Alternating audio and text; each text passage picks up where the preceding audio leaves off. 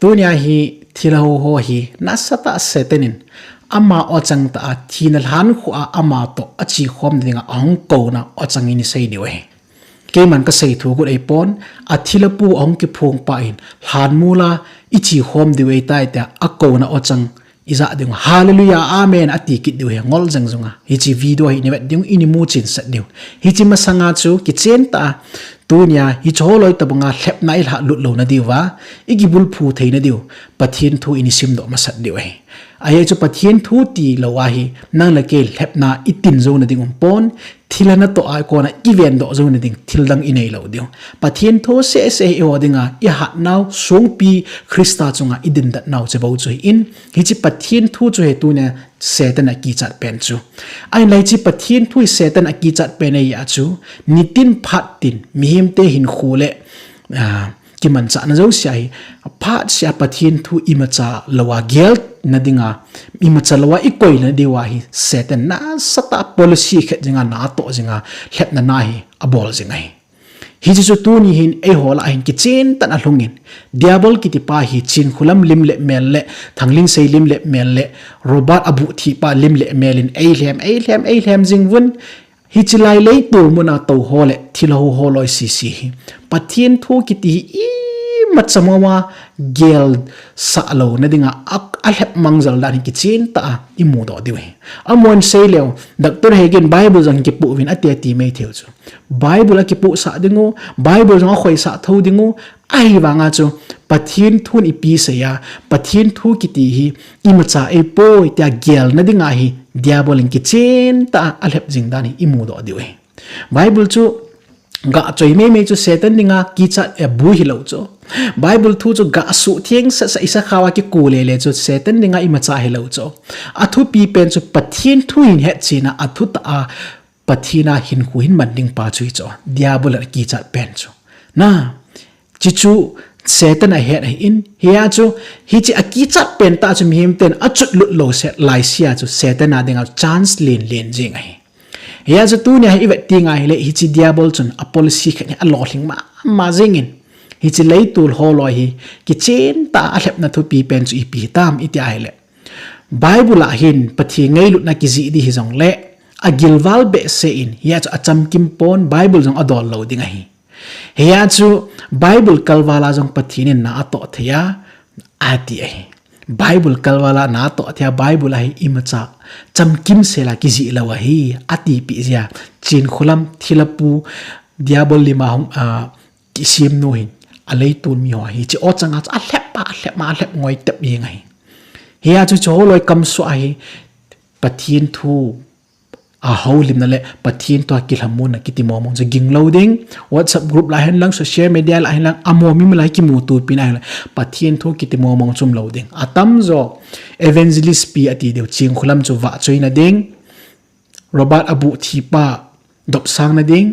chalaya thila pu hong ki phung pathin o ati pau hi chi thu chang hoi dop sang jing na dinga hi chinga na chin ko manoi bible kiti chu amoin khwa dop sang na kiti momong na mu lo diu he so piti ho a sei thei tu pi pen chu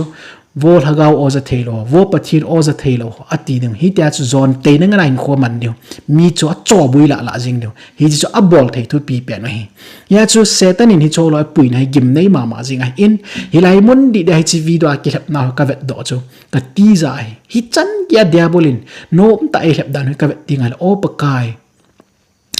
tha na nei pi wen lang kami te hi na thuai piti ka ki ven do zo de ham tu nin chi na tha nei pi wen lang hilai mun na ngai lut nim na lai jong la hu do te in ti su ka taw na ai diabol ki ti hi ni cholo el hep fu dan so piti ho ipiti hep ziam ne hadwam ini za su ke du jong ka ta sanin bible chu ipia akam chang ta wal alunggel ta wa hi la lo ai tai ati sa lo bi chu ai la hep dan chi piam bible chu athu pi nai ai la bible pipa I hola wa hong ki phu ngai bible pipa pathian chu a o ta ong ki phu ngai tai bible sanga thu pi zo ai ati sa zo so tieng ta le na bible aniji ho bible ni ki ji ho cha thu pi nai ai la bible aniji tu ho cha tu na e hola hong ki phu chu athu pi ati sa kit zo hi tia hi pathian thu tabang athu lo tabang ipiha mi confuse na thei chat dingai satanin mi lap na cho Satan kiti hin pathin thu panglowa mi lap lo di cho pathin thu hi aman thau ding a hi wanga chu mi me a chi hil sa ding hi chu cho Satan ade weapons phapen chu persecution me hi lo pi cho Satan aman chu na chu ding ta le ipiha zo thu thieng sana thu sim chawe me ya mi mo lap lo cho Satan in pathin thu pan sa Jesus Christa yong ani lap thei hi chu nang le ke adinga cho nasata Satan abol mo lo he ti chu ki chen ta ki phong do he he chu tu nya hi chu holoi a ki lap naw hi agim nei ma jingin Bible thu to ke kal hi le pathin thu do na gim nei ta le do na chung nung pe na dingin ama spenin pathin o ta hong ya tivin chi cho bang le thagaw he tivin abang le Jesu ama ta he chin tin ching khulam kha sai kit jin ai le tua hi pi bol kit ta wam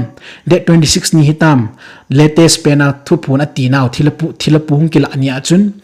no holding in kamiman cha pa ka thu thieng ka ji sa pa pol jong ka hin pu hi ati kina pol chu thu phun sa kina su lungmon na thu asei sa ke pan tu pha phun sa kina hi tia chu pol chun ki chen ta ama ki chol namuna e pe ha a ki chol khom diwa ang ko dan anga lal dan pa cha sei cho hi che point cha zo le ka hin mat dingai in ai na tu hin hi che holoi ki hapna pol a he ati pe no hi na sata diabol hi dan pa cha ki chen ta i het the din ita san naw idin naw pathin tho ani phut cha ma sai tiwin aban le chimingol holoi cha ni ve hi tiwe Bible achun ki chin tan sin Galatia bung khat chang ko na chun a hin ke honong ho hinga ka hung seyu ki pan thu pha hilok akal wala thu pachom dang hung seiz au mai le ke hin ka ting wana kon wan ti le jong le gaw sap sang han ati chu Bible hi e hodinga ki hilna pathin thu phun ki khum kha choi tai hichikal wala pathin ama ta o khela mit ami te koma hung phun be ding ta pon vantil hon ong phun be ding pon sol cha hon ong phun be ding pon chuna chung chona ke po jing ta jong ko nga jong le ai thailo hi tai ati zo thu hi ki lep na hi gaw sap chang han ati hi tia pathin thun e hi lai ta wa chu hi chi thilo ho lo hi pi bol ta wam pathin ong ki phong tai Bible pipa ong tai ati wa Bible chu ale kra ying na chuna chung chona kho si che ki dinga Paul hong nge ati ki ta chu pathin thu do na chung nung pen jo so pi te ho Paul hong nge ta diabol hi ta al hap ngoi dia a chai chai na le Peter rong nge an ti du Elijah rong nge ti du Moses rong nge an ti pi ki chu al hap ding hi ta al hap ngoi tap de ting tal Satan a bon chawa hi na gal hi nga an ke ding so chalo hi la bon chawa Satan anui chi gep na phat hong long di tu nya yong hi chi Paul ki ti pa hin amoloi si han mola ki chol khom pi dinga ako dan imu deu cha azo le in he thim du hi chi holo hin wang he thim hi we to ai chu aki bum ngol aki lem ngol ei ta je wa chu amoi ni cho ta bang lagaw thu ho hi ki chen ta pathin thwa kona mu chi na thei chu nei lo oi tan mi chobet na mai ta ya Satan anok mai amo emotional base amo ngai nom le amo thanup nom nai apui ma tha ga mai ta in ya ju so pi te den zalta nang le ke ta banga chi lu lo ne da tu nai pathin thu ni pi sem ti pa chu event ma san wai Bible achun ki chin tan sen zon buli chang khat na chun ngai te ho no lagaw thu ta pau ta san hi un amo chu pathina kon a hi lo het chen ding in lagaw ho chu khol tun patip jiwin ati lagaw kiti ipi patip diu ham lagaw Jesus Christian ki chin tan sein keima ka chinung le lagaw thing ka hin sol pi ding ama chun het na chi na thuta lampi na hil diwa hi ati ipem hi chi het na chi na thuta lampi chu hi chi pathin thu pathina thu thing ai piu hi chi dung zui ta chu thuta ai hil dung athu het thim theina ai pi dung Krista ngai lut na pa nang le kel hat dam nyan na ato na alo pi dan agil dan hi chi hu na to gun pathin mi ngai lut na chu ki chin ta e het sa diu hi pathin thuta a chu ki bulut pu thei dinga chi na ai pi diu hi ti chu ai thu phun le khabu bung khat chang khat chang thum hoa chu ki chen tan sein hi chi lagau tu sei do ho sima za a asunga thu ki sun cheng si ni a chu anen no ma hi phat anei ta zen ati e ki chen ta pathin thu na sein lagau tu sei do ho chu hi chi holy bible pathin thu thinga omen a simzo si azazo si ani chan chu nom ding ati hi chi sunga ki sun lo ho gani no chu nom ding ati pon a ki sun cheng si ni a chu anen no ma hi ati chu le thu pon bung som lo gu la chu ki chen tan sein hi ta banga thil ki danga lagawa ki lep no hi thilana to na ngani in leisi pum piai hung tam ma ding hi ti chu ki chen ta ki phung do hi ya chu lei tu la thila pu hin lagau thing pathin oi pon bol jong ei pon ki chen ta thila lagau hi ti ki chen ta na ki mu chen in song le thil ha hi dan lagau thing hi lo dan chu lei tu la hung lo si thisana ga ko ding hi nami pau ps su ku ki te nam pi ding in leng ka tung tai Eliza tingol, Mosi tingol, hichi kapitai, koi kapitai, kiti hopo. Ta san thei dom ding zo kiti yong khat jong talo cho kilep naw hi. Heya chu kumbul jong kani sei ta in hichi holo hi vevin 2026 hichi thilo ho ding ai ngol na kum hi ding hungol che de hi kani ti jang ai. Ata ba in kichen tan agoi lungin athu se ala sa do hi ngol na jingan ngol thubu jingan a hilo be kilep nangan ji hita. Hiya chu so piti ho leitul hagau hi hagau thing a hi pon sol cha pol jong a hi pon pathin jong a hi poi ti ki chen ta ki mu do ha bible ki chen ta isim kin a 2 Timothy bung tum chang som gup na chun pathin a hi khom pathin le kha ba thu ki sun cheng si chu ki hilna ki phona ki puijang na chom pa ki sin sa na phacham ki ma hi bible che ho dinga ki hilna ki puijang na da phacham ki ma hi ati la yin bible la chun pathin ngei lu na jong acham kim poi pathin tu sim jong acham kim poi e ho dinga ki hil ju acham kim poi he ya chu December 5 ka pi na hi ahung ti sakin bible a ki sun lo e ya chu hilai mu na chu cham kim ta ahung ki sun hi ati kin ene ke man nong ho ka hung ko na hi ka le khabu thinga kan sun pon wani mi te ka pi le khabu thia kan sun pon en la ke man nong ho ka ta sa ta la ko ta kong vil ni win tu nai no ka thu ka pi ni ve thilha in ki chen ta e bum ngolwa pathin thu bible hi acham kim po in ye chun mahasim be se athu pi be se tapon ya chu hi chi ke man ka pi hoi vet ka winlam simleu chu no da pathin thu ta thilapu chun ala mi cho hi chui chula bible holy bible pathina thua khum khana e pi hi chi thu ki se do asunga thu ki sun cheng siri na za a ni chan chu anun nom hi atipa su nyeu na ding le imacha gel lo na e lep na hi cho tu la ya cult religion sa khu ai lo lam bi achi yo si veleu chun bible tha nei so ke church of almighty god ho jong the word in flesh kitiong bible tha dana pitan hi da chi ki lhem wa chaina gama jesu christa ping tai ti wa hi to to pas ki lhem hin tu nya jong chaina gama jesu christa ping in pathina hong tai kiti ta banga chu hi chilai ku ki te yong pathina hong ye kiti ti yeng ta chu ikilep naw chu ke pa chadi hi oi ya chi ivet tingai le diabole na satan e puive ti chu kichin tan ki moe ka so pite ho ale zut bung thumnong isim ki tingai le kichin tan bible hin tin sei ni masanga mi thing ho ani ki pido sa ta san lama chu pon pandinga nang ho til khawa ni hingwa hin sut ding ho ka sata nahi ya chu sol cha te ho jong ale kha su hi vet tingai le thu tha le thu phun tha ni ji ma cham pon mi thing ho hinga ni ki pido sa pathin ngai lut na hu ing na thu pa cha avela ka hin sewa ka hin til kho na hi ve ti sol cha te ho amo phat lai jong thu phun tha ni nei di ta po ve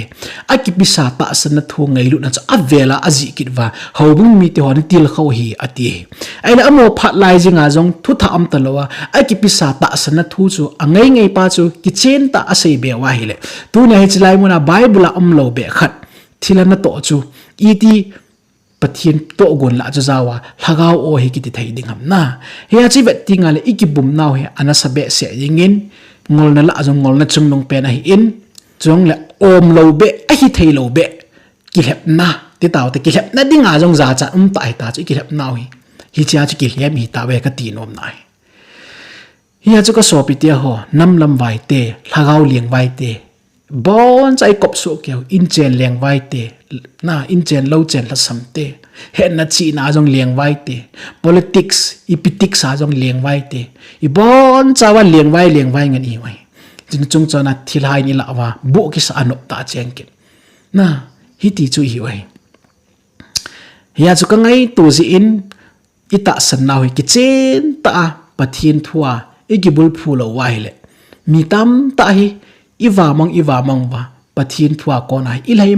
mong wa pathin thu gyal thu pi za kho asa jan he ta lo de ta jung inam sung wa hi ve leu chun bible thu hi amo ki til khon le alung mun ding me me sim ai man hlep na gal sat ta na dinga pathin thu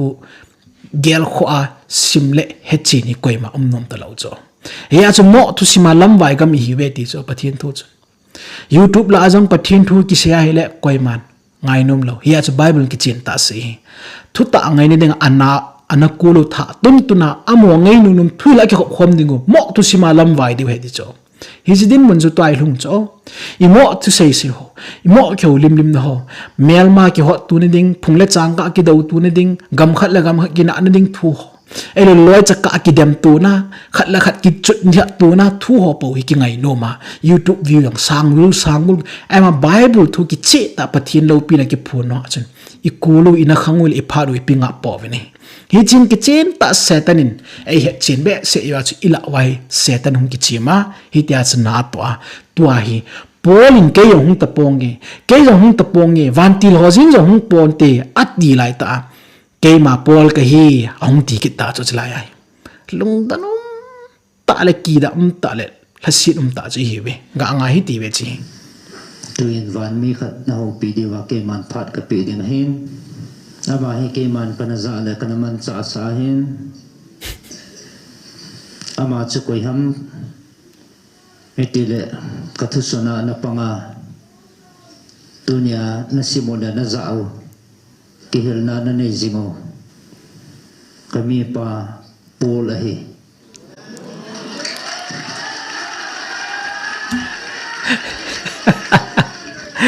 namu ba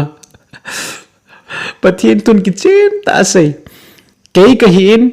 ai lo le ko hi in wana van til ho hi win ko idang hi jing jong le hi chikal wala thu phachum nam phung mai le ma jo gaw sap changan tuina thanglen sei le ching khulam na ki chip no ni pathin thun gaw sap na chung hona chu ding a sei pathin na gaw sap te hlon ding hi ti ki chen ta pathin thun ei mu do sawai Bible ati lo lambia na mi te na lap ngol hon Bible a sei lo lambia leitul mi lagawa liang bai nam hi na pui mang hanai in Paul'in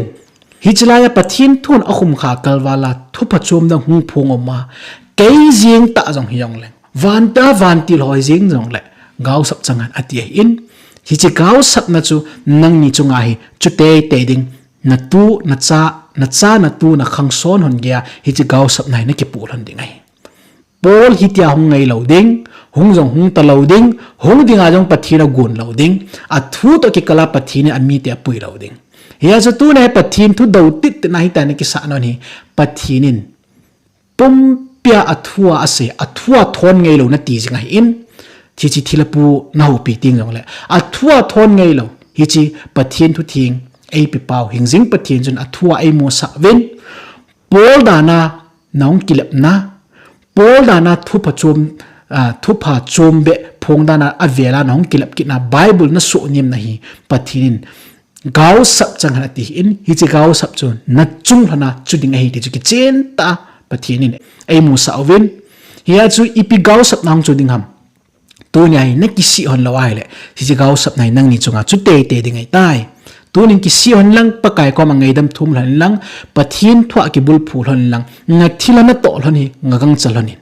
na sunga thila na vop hlan hi gang chalim pathin thu mang cha in dal do hlan in ti ka taw na hi tuna pathin thu na ta sanana ki chen ta pakai thwa ki bul phurin ro manai le Mary Magdalene thil hasagi ki no do no banga chingkulam le thanglin se le hi chi abu thi pa robat na sungwa thila na vop naw hi tuna devil na da la diwe tuna pathin thwa ki bul phula nanop no ma Michael nanop no ma Gabriel nanop no ma van pathin nanop no ma Paul tia na kol ha top dan na bol hani bon cha thila na to na ngani in hi chu ki chen ta pathin mi te na pui mang na thilawa na pui mang no hi chi gaw sap na chu na chung hana chuding na cha na tu na son khange chen na pathin chi gaw sap na akoi hi tunin hi chi pathino hi ki chalhanin lang ki si thanin ti chu ka taw na he ngai tu mong tong bo so pite ho ipija hi tai ki lep theu ham thanglin sei chinghulam kiti hi thil chu mai tai athu pi poi ama te nong ka pungo tapon ahung ki pat na om ipija Paul hi tu ni phana ki lep na nei theu ham ipija tu nya hi Paul ahung nge tai le mi tam tan hallelujah amen ti hai tai ngol jeng junga thei ham a ki pat na me so pi ti ho a ki pat na chi pi ham i culture lo i ta sanule i doctrine ki bul phu na zo siwa hi chi da bang ta san nei umai ka so pi kha thi in ka nu ka pa thi in ai lo la ka gul ngei pen kha thi in hi chen chlai mun a chen ehung ki mu sa in lung ei sulung mongin ati ai le khat wei bang chu nu te khan i ho pi in ka ji pan ai da hatan ai la ka ji pa cha ka koma jing dan ka ngai tun bu ka ne ding tel bu ka ne ding ai tai na ne nom ham hung ne ne ka ti ji in ka lup ding tel ne hung lup pi tan keong ka lum tai ka ti ji in hi di jun ka ji ati cho Bible in kitchen ta asay mithi ni macha ha poi ti hi ki don ta lo hi la ai ho hin mithi to ki ho thei ding than na le lung chang hi evop jingwa hi ji ta san na chu i Christian ni kuwa i chi pi dan jingwa hi ji ya ju Satan in hi cho ta bong ta san lem in ho hi aman cha hi cho hi doctrine ta bang in phu ji inam pum pi bum na aman ji tu ni mithi ni macha he poi mithi ho hi ki chen ta thokik ni khunga a hlana ki chol hi wen hi ji thokit ma sang sia chu mithin a bol ding pon leisi na hin a hin thei khat uma amo to bong kha chu leng le lia e ho to kyau le le thein le e ho to a hin ho to ki za tu le le thei dinga hin na khat lagaw khat anei ve ti hi Bible a hil nai sai pon hi cho het thei hi ti wen mithin i macha he poi ti ti top zingin an ki ngai thele wen tu nya ila wa cho tong ki lep nai lo de cho ko so pi de ho ya zu tu nai Christian ho iki khol deu ho bung lin ho iki khol deu ka dei sai nei ching khulam le thanglin sei le robot abu thi pan ipija hi tabungai Paul athisa hin kwa chu e ho iki e le ham tu nai chlai mun ai GMFDI na chi lo ya chu na nui sat mai thai hi chlai GMFDI mun na gol khel lo ji a chu thila ka ho point na ti mai thai ai la ka so pi te tua ka sei pen chu inam pum piu le i Christian ku pum piwa ita san i chi piu kha choi in tu chang hi ta san nai koi ma no apai la nom nai lo hin hi cho ta bang ta san na ki ti chu GMFDI lut khel hi yong chan lai tu la ki khom khel yong chan thilalam pi no ho na kha ai ya so tu nya Bible ki chen ta sai mithin ima cha he poi mithi ki ti hi athi ka sunga mi a hliam le ngai poi mi athi ting ta la khuet na khat nia a hingo ahungvil le thei poi mi athi ting ta le Krista ki da thokit ni khu anga hi ti pa cha ki chen tani choi he chen le Satan in hi cha cho e lap thei lo diu cho ya cho ka sei ka pa thi in ka so pi pa thi in hi chlai mun a chun apen nin ka za in ai le chak sang kitchen la dunga bu an hingo ong kyo lin tio ta tu sim tam ta ga ki za ji na lai hi cho chui cho tu nya Satan aman cha inam pum pio bungol na Bible a chung ki chen tan hi tin ki sei zen hi First Timothy bungup na chu sima hi le chang som la nga na vela chun only God has immortality pathian bo se chu thi theilo na nei a hi ati thi theilo na lagaw nei cho pathian bo hi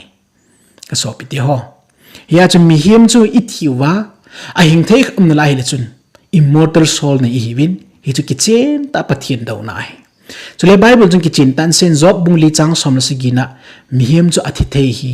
man is mortal ati amal Ecclesiastes bung ko chang li chang gup no chu chang som no chu isim kit tinga le mi thi ma cha he poi ati a hin lai sung wa mi angai lu naw mi vet da naw hen lang at to gun atham gun zau sia a bon chan athi ni chan abai tai ati chu ai le ithi zau ting ta le ain ku te hung visit kit na ong lamona ipi phe ong se chu mi thi chun khu he na lai ti nai hi ta bang chu thila na to hin Christian ten hi ta bang ta sanai i pe ha gang chal liu i pe ha ting ta leo hi chlai munai thanglin sei le abu thi robat le ching khulam kaw smith mul bai noi ai ho ai lep thei ta lo deu ai aban le sam za som li le gup chang thum chang li ho chi ve ki ti ngai le mi hem chu athi thi ni kwa chu alungyal bai tai i ma cham ta lo hi ati aban le sam za som nga chang som le sigi chi sim ki teng le the dead did not praise God ati chu mi thi in pakai wa choi ngai po ati ô tu na iso pio thi pa hi hin thing lim dam nu ya pathin awa chu ya nom sai tan nang le ke ika ka wa nga ama nom sai tan ama e hin vele nom ai nom mo san te ye chung kap ta poi te ikil hamun ho hi cho tam bon cha zo thungan thilana to na ngani hi chi tabanga mi thi chung chang ta san nei diabol in e mat naw hi hi chu aza jana ai le wa e puingol deu hi chu chilei tu la to ho hi cho thu cha he ta lo ya chu pol hong nge te la amen te apam wa an accept wa hi chi thila thui la chu kibum ngol hi aman ta le ex bung ni chang som ni la ko som thum le li ho chi sim kit tinga le ipu david jong chu ani thi in abui khu e ho la am na lain chu le david jong wan akal nai po ati chu ki chin ta ipu david jong e ho la atu nai hlana ki chol la lai genesis apat revelation chan ero le leis sim tila pat leis ki cheni chan ahilal adam le evi khanga pat mihim nu kha pen chan geiding krista hung ni khu chan geiding leis ki cheni chan geidinga mi athi rau si chu koi macha van gam mai di achi thu thu ai poi bon cha hana ki chol hi mi thi khol mun idiol han mula chu ki khol a he ni khat ting hi cho dau si chu jingka tho ni khu tho kit nya chong thowa a sim pau pathin a hu eng pu ngai lu krista to chun ikimu to de ya chu ki chen ta se zon bunga chang som lang ho chung ki chen ta zon bung som lang ho chung ki chen tan se yin chin khu ting le chun cho krista chon pha thio lo sin o za wa hong tho de hi a hin la adang chang si thin mo na tho de ti ya chu tho kit na ki ti chu thim changa tho ding min thin mo na tho ding ki me ti chu ki chen ta pathin thun ai hi lo he ka so pi te ho ya chu tun hin hoi ta ngai tu hi ti wen bible hi ta banga mi thi chung chang ki chen ta ai hi lai wa mi thi khat khu he thei khat jinga gel jing na lai ki ti chu satan in thilha ita san na te te dio thilha I ki lap ngol na te te di wa ai bum now in hi ya chu hi cho ta bang ta san na I pe nom lo je wa chu ching khulam thanglin sei le abu thi ro ba ho lo hi tai ki chim thei wa inam pum piu abum hi mi thi ri ma cha he poi ti chu tunin he hian lo kan min ita bangin hagau thu na lhem jong le chat lo te we ta jung ka so pi ti ho hi chu chi la tu na ka ta san ka din da na mu thiam ba bible jung ki chen ta se na lai he mihim ki ti hi athi na kho te le gan cha to ki hi nam poi di chu ani nya azut na mun ki bang in leivui ki su chi a hi ati e sahim lagau chung langa chia mihim lagau mui lama chia hoi la ya cha koi man ima cha sei poi leivui ki su e to e jing e di chu pathin thun e hil nawe imo chana ya chu tunin hoi tan he ti win pathin thun ki chen ta se mi thi ma cha he poi I thi ting ta le krista ahung ni kha thokit ni ko chu ingaw e bo e hi chi thu ta hi tu nya iki pe cha he wa I ta san nge wa le satan ki ti chun thilha lagao ki tu ai ei zo ta lo de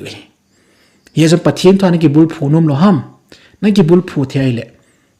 tu nya hi zo ta bangai hlep na ilha lo de he ti ka sei do nom hi chu satan ki tin pathin thu he du ki chai pathin thu he thim ni amman mo tin ta na het sa lo te di go wa pathin thu gyal daw na thei dinga hi he tai inam pum pio pui ngola bible cha thu pi na he yong la bible pi pa ahung tai he cha ma chu bible kal wala na to thei tio puwa e lap ngol de wa bible chu sol cha pol ani ji e nai tunin ama ji pa ta ahung tai kiti ke na